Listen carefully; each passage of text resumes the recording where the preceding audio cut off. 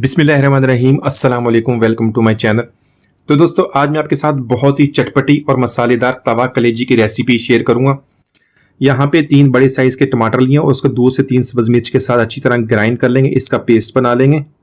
तो दोस्तों, आज की मज़ेदार रेसिपी को एंड तक देखिएगा, इंशाल्लाह आप इसको बहुत पसंद करेंगे। एंड तक भी आपसे अच्छी अच्छी रेसिपीज शेयर किया करूँगा। तो यहाँ पे थोड़ा सा पानी भी ऐड कर लेंगे ताकि जो पेस्ट है आसानी से बन जाए।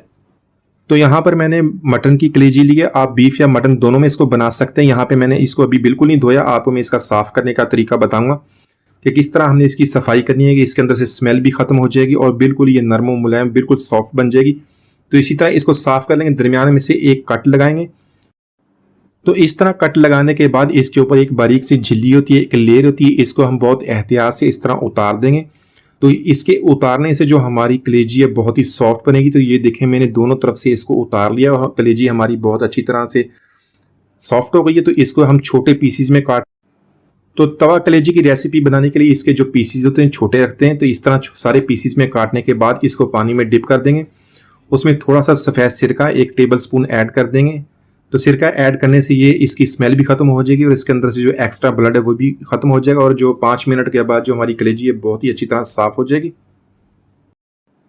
तो यहाँ पर देख लें, 5 मिनट के बाद कलेजी की कंडीशन बहुत अच्छी तरह साफ हो गई है। अब इस पानी को निकाल देंगे और साफ पानी से 2 से 3 दफ़ा इसको धो लेंगे ताकि सारी स्मेल इसकी निकल जाए।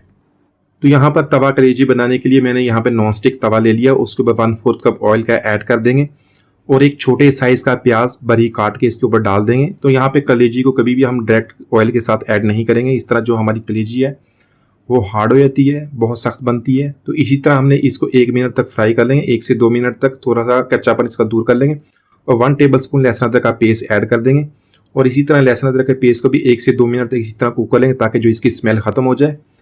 तो यहाँ पे मैंने इसको नॉन स्टिक तवे को चेंज कर लिया है, एक मोटा तवा लिया, लोहे वाला मोटा तवा जिस पे रोटी बनाते हैं, उसके अंदर मैं इस रेसिपी को बनाऊंगा, बहुत ही अच्छी बनेगी। तो यहाँ पे कलेजी को ऐड कर देंगे। ऐड करने के बाद इसको 2 से 3 मिनट तो कुक करेंगे ताकि जो इसका कलर चेंज हो जाए, ये अपना कलर चेंज कर लेगी। इसको अच्छी तरह मिक्स कर लेंगे प्याज के साथ।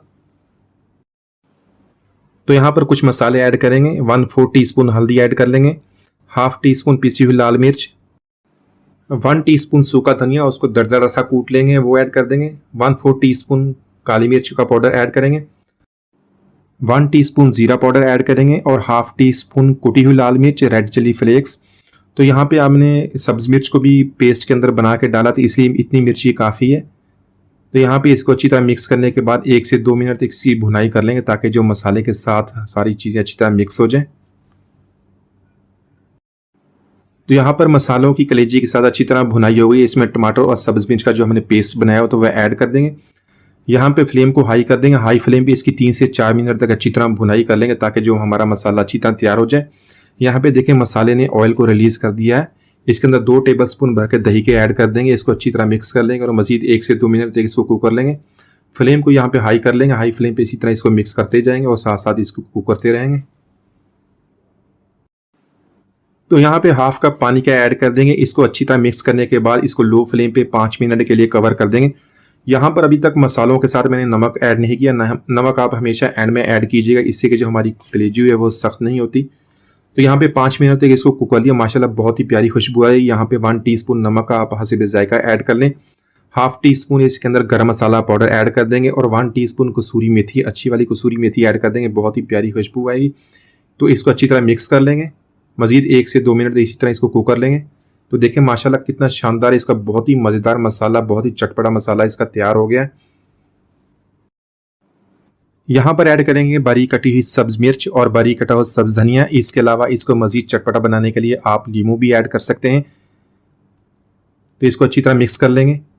तो माशाल्लाह हमारी बहुत ही मज़ेदार तवा कलेजी हमने बहुत ही आसानी से बना ली है। इसका मसाला बहुत मज़ेदार बनता है, एक दफ़ा इसको ज़रूर ट्राई कीजिएगा।